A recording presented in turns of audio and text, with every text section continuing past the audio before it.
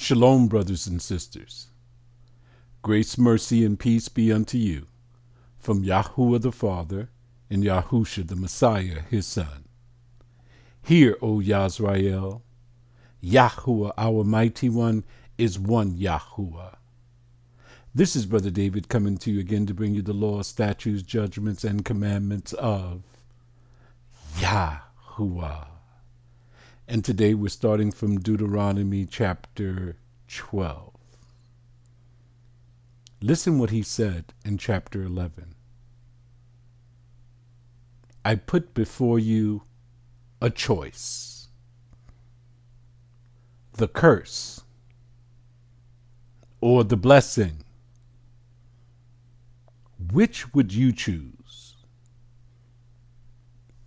Let me tell you something right now. Maybe you don't know this. If you're listening to my voice and you have been going through this series with me, you have chose the blessing. You have chosen life. How do I know that? People do not want to hear the commandments. Our ancestors closed their ears to it. Said, Moses, you go listen to the mighty one, get the commandments, and bring it back for us. But this time, brothers and sisters, you are listening to the word of the mighty one yourself. Now, don't just listen, but also apply. Let's begin. Deuteronomy chapter 12. Verse 1 to 5. Verse 1. These are the statutes and judgments which ye shall observe to do in the land, which Yahuwah thy mighty one of thy fathers giveth thee to possess it, all the days that ye live upon the earth. This is perpetual. But this is only going to be in the promised land, what he's getting ready to say now. Ye shall utterly destroy all the places. We can't do this now. Just think of us running around America, running around all of the other countries on the earth, destroying churches and places where they worship these false gods. This is in the land. Wherein the nations which ye shall possess serve their gods, upon the high mountains and upon the hills, and under every green tree. What were they doing under these green trees? They were stirring up a pot of swine's flesh. What a history. Verse 3, and ye shall overthrow their altars, break down their pillars, burn their groves with fire, and ye shall hew down the graven images of their gods and destroy the names of them out of that place. I wonder, once we enter into the kingdom, will we come outside of the kingdom and destroy all of these churches and all of these other false places of worship that they have created? Because the earth will be ours then. If we're going to rule over it, if we're going to point everyone towards the living and true mighty one, I guess we are going to go to the Vatican and wipe it out. Verse 4, ye shall not do so unto Yahuwah your mighty one. Don't you destroy his name. Verse 5, but unto the place which Yahuwah your mighty one shall choose out of all of your tribes to put his name there, even unto his habitation shall ye seek, and thither thou shalt come. You have to seek it out. And after you seek it out and you find him, you have to gravitate towards him. Look what he wants you to do. Verse 6, and thither ye shall bring your burnt offerings, and your sacrifices, and your tithes, and heave offerings, of your hand and your vows, and your free will offerings, and firstlings of your herds and of your flocks. Where should you bring these things? to where he has placed his name. The only place where he had placed his name in the promised land was on the temple. Note, did you see tithe listed there? The only place that you could bring your tithe is to the temple. If you bring it any place else, the church, the Israelite brothers' congregations, the synagogue, well, we can dismiss with the synagogue because they don't collect the tithe. They understand that there's no temple and they cannot identify the Levitical priesthood, so you cannot collect the tithe. At least they know that. Do we know that? I guess not, because we have not gone through his laws, so we cannot see how they have been tricking us and making merchandise out of us for all of these years. Verse 7. And there, where's there? The place where he has put his name. Ye shall eat before Yahuwah your mighty one, and ye shall rejoice in all that ye put your hand unto. Ye and your households, wherein Yahuwah your mighty one have blessed thee. Did you know that you were supposed to eat your tithe and your freewill offerings and all of the things that you brought to the temple? You were supposed to eat a portion of it before Yahuwah. Why didn't they tell us this? Well, they're not supposed to tell you anything. You have to seek this out for yourself. Verse 8. Ye shall not do after all the things that we do here this day, every man whatsoever is right in his own eyes. Listen, we're in the lands of our captivity. When you get into the kingdom, he's going to teach you the rules and regulations that we have to follow, how we are to function.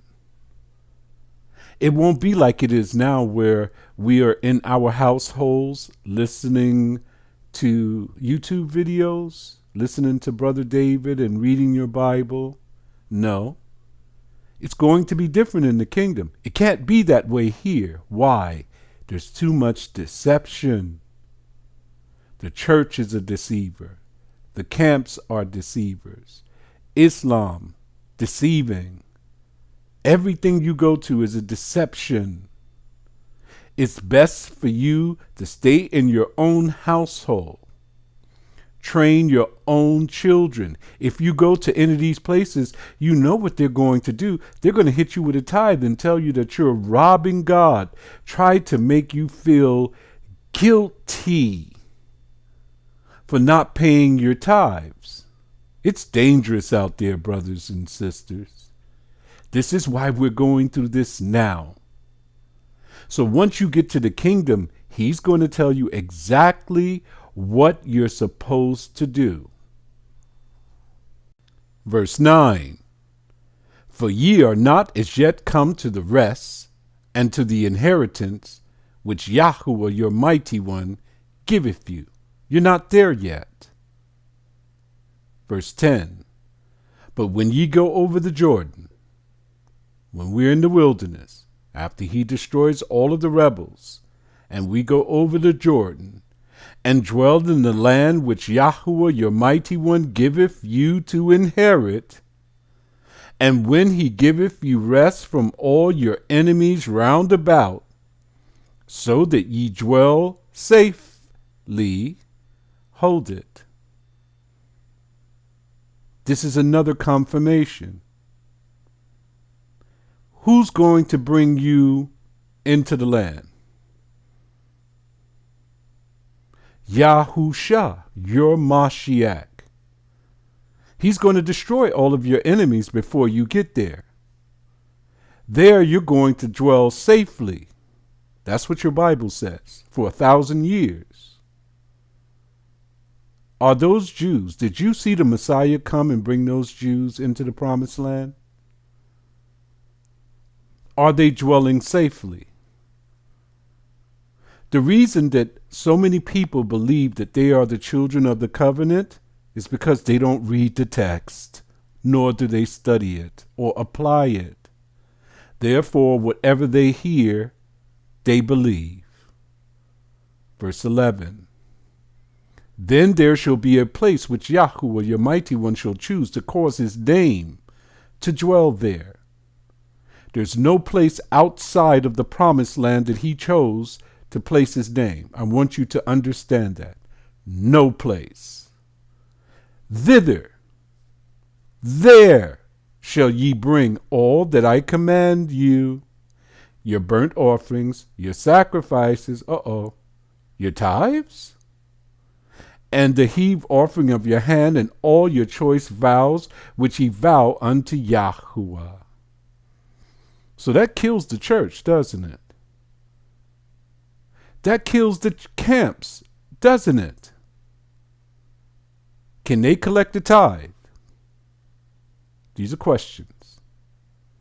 Did the Father place his name on those camps or on the church? Are the camps in the church in the promised land? Do you see how we've been manipulated, lied to, and made merchandise out of all of these organizations, except for the Jews, the synagogue? They don't do that. They understand that the text states that you can only bring your tithes to the Levites. It has to be in the promised land, and it has to be at the temple. Therefore, they don't collect the tithe because they know that it's in violation of this commandment. Anyone who is collecting a tithe today, forget the church. Let's just go to the Israelite brothers because they're supposed to know the law, right? If they're collecting a tithe in any of these places, whether 10%, 20%, whatever they say, and they connect it to a tithe, guess what, brothers and sisters? They are violating these commandments. Verse 12.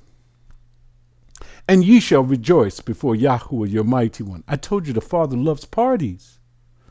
Ye and your sons and your daughters and your men servants and your maid servants and the Levite that is within your gates, for as much as he have no part nor inheritance with you. So you're supposed to go there, bring these offerings, your sacrifices, and share it with the Levitical priesthood. Verse 13, take heed to thyself, that thou offer not thy burnt offerings in every place that thou seest. You can't just do it everywhere. You can't offer the sacrifice no place. Only in the promised land, only at the place where he has placed his name, only at the temple. Verse 14, but in the place which Yahuwah shall choose, in one of thy tribes, there thou shalt offer thy burnt offerings, and there thou shalt do all that I command thee. That's even your tithe. Verse 15, notwithstanding thou mayest kill and eat flesh in all thy gates, whatsoever thy soul lusteth after, according to the blessing of Yahuwah thy mighty one, which he had given thee, the unclean and the clean may eat thereof, as of the roebuck and as of the hart. The roebuck is like a deer, and the hart, it's like an antelope or something. Verse 16, only ye shall not eat the blood, no more steaks, medium rare, but ye shall pour it upon the earth as water. The blood must be poured out, brothers and sisters, not eaten. Verse 17, Thou mayest not eat within thy gates the tithe of the corn, the tithe of thy wine, the tithe of thy oil, the tithe of the firstling of thy herds of thy flock, nor of any of thy vows which thou vowest, nor thy freewill offerings, or heave offering of thine hands. Note, in the beginning of verse 17, he says, thou mayest not eat. Everything listed here has to do with food, not money. See how twisted everything has become? They taught us that the tithe is 10% of your income, cash. It is not so in the Bible. Who are we going to follow? The church, the Israelite brothers, or the commandments? That's why we're going through them now. Verse 18. But thou must eat them before Yahuwah thy mighty one in the place which Yahuwah thy mighty one shall choose. He's only chose one place. Thou and thy son and thy daughter and thy manservant and thy maidservant and the Levite that is within thy gates. You have to make sure that the Levite is taken care of. And thou shalt rejoice before Yahuwah thy mighty one in all that thou puttest thy hands unto. Party over here, party over there. Verse 19. Take heed to thyself, that thou forsake not the Levite as long as thou livest upon the earth. Okay. Israelite brothers, you say you know who the Levitical priesthood is. You know who the Levites are. I think they say that the Levites are supposed to be the Haitians. Why are you forsaking them? Why are you not giving in to them? Why are you not giving them all of the tithe? Another violation of the law. I'm just pointing things out, brothers and sisters. This is why we're going through this, so that we can see how we've been manipulated because we had no knowledge. My people perish, he said, because of lack of knowledge. Verse 20. When Yahuwah thy mighty one shall enlarge thy border, as he hath promised thee, and thou shalt say, I will eat flesh, because thy soul longeth to eat flesh, thou mayest eat flesh, whatsoever thy soul lusteth after, according to the law. And the dietary laws is coming soon after this. Verse 21. If the place which Yahuwah thy mighty one have chosen to put his name there be too far from thee, then thou shalt kill of thy herd and of thy flock, which Yahuwah have given thee, as I have commanded thee, and thou shalt eat in thy gates whatsoever thy soul lusteth after. Even, indeed, as the roebuck and the hart is eaten, so shalt thou eat them. The unclean and the clean shall eat of them alike. Now, what is this unclean and clean? Is he mean the person who is clean, or the unclean, the stranger, and the Israelite? What does he mean by that? He cannot be telling you that you can eat things that are unclean. So let's get that out of our head, because the dietary laws are coming next. And he doesn't have that you can eat pork or shellfish or anything without fins and scales. So he must mean the unclean person, or those who are sojourners, or the stranger, and the clean, the children of Israel. All of them shall eat of them alike. Verse 23, only be sure that thou eat not the blood, For the blood is the life, and thou mayest not eat the life with the flesh. Why do you think so many of us are so crazy? Eating pork, acting like the pig. Eating beef, mooing like a cow. Because we're eating the blood, the soul of these creatures. It's become a part of us. Verse 24. Thou shalt not eat it. Eat what? The blood. Thou shalt pour it upon the earth as water. Verse 25. Thou shalt not eat it. What? The blood. That it may go well with thee. You won't be sick. And with thy children after thee, when thou shalt do that which is right in the sight of Yahuwah. Verse 26. Only thy holy things which thou hast, and thy vows, thou shalt take and go unto the place which Yahuwah shall choose. How many times is he going to tell you this? You can bring these things only to one place. Verse 27.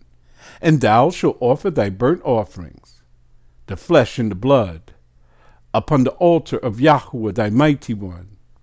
And the blood of thy sacrifices shall be poured out upon the altar of Yahuwah thy mighty one, and thou shalt eat the flesh. So you were supposed to sacrifice it, pour out the blood, burn the fat and the inner parts, and then you were supposed to eat the flesh and rejoice. Have a party with your wine and your corn and your oil and everything, and eat it before Yahuwah. It was a massive event. Everyone was there having a good time, dancing and shouting before Yahuwah. It shall be that way again, and this time better than ever before. And you shall be a part of it, if you hear this and do this. Verse 28. Oh my goodness. Observe and hear all the words which Yahuwah commanded thee,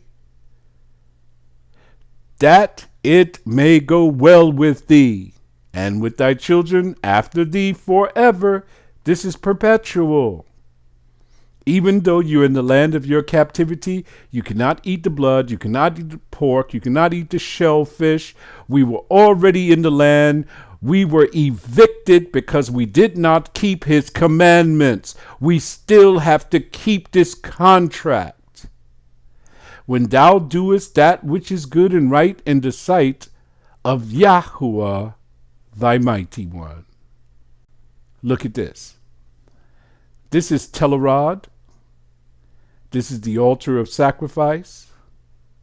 This is the Temple of Solomon, the original Temple of Solomon, not the one that you have over there in that little place that they call Jerusalem today. This is where it is. This is the altar of sacrifice. If you look at the slide to the right, you see the big hole in the ground? The blood was supposed to drip off the altar down into the ground, into this hole. He said you were supposed to pour the blood out upon the earth. This is set up perfectly, following the laws, statutes, and commandments of Yahuwah. Mighty is his name. Mighty is his ways. Verse 29. When Yahuwah thy mighty one shall cut off the nations from before thee, in our time, when he has freed us from all of our enemies, when he has wiped out all of those who are in the promised land, who seek to destroy us, whither thou goest to possess them, and thou succeedest them, and dwellest in the land. Verse 30. Take heed, keep this in mind to thyself, that thou be not snared by following them. After that they be destroyed from before thee, and that thou inquire not after their gods, saying, how did these nations serve their gods? Even so will I do likewise. You cannot transfer the worship of a false god to the mighty one. Read the text and find out how he wants you to serve him. Let me show you what they were doing, the abominations that the nations were doing, that he doesn't want you to do. Verse 31, thou shalt not do so unto Yahuwah thy mighty one. For every abomination to Yahuwah which he hateth have they done unto their gods. For even their sons and their daughters they have burnt in the fire to their gods. Did you know that the Israelites, after hearing this, before entering into the kingdom, soon begin to follow after Moloch and Cheon and burning their children in the fire? What a rebellious people. Verse 32. What things soever I command you, observe to do it. Thou shalt not add thereto, nor diminish from it. You cannot add anything or take anything away. Note, can you add, we're speaking about the tithe, can you add to the tithe and say, well, now we're not living in an agrarian society, so the tithe has to be money? Can you do that? Thou shalt not add thereto, nor diminish from it. Can I bring my tithe into the Israelite congregations, IUIC, or any of the other alphabet camps that I can think of? Thou shalt not add thereto, nor diminish from it. Remember that. This is the law. Are those brothers keeping the law? Is your church keeping the law? They have violated our mighty one's laws. They have created something out of the imagination of their own mind. But because the mighty one has commanded me to show you these things, now you know who these people are. They do not belong to him. They are transgressors of the law. They have been put here to put a stumbling block in your way. You cannot follow them. So if you were worried before about that you're not paying your tithe, or that you're not fellowshipping, because they say do not forsake the coming together in the congregation. Listen, you are not in the promised land, brothers and sisters. The only place of congregation is where he places his name. When is it going to be that we go there? From one new moon to the next new moon? From one Sabbath to another? Shall all flesh come to worship before Yahuwah? Can't we do that right here, Brother David? I mean, we have so many camps and we have the churches. We can do all of those things. He did not place his name there. Stay in your own tent. Men, learn the Father's ways. Start by learning these commandments so that you can teach your family. If you do that, you will do well. Continue to part 13. Shalom.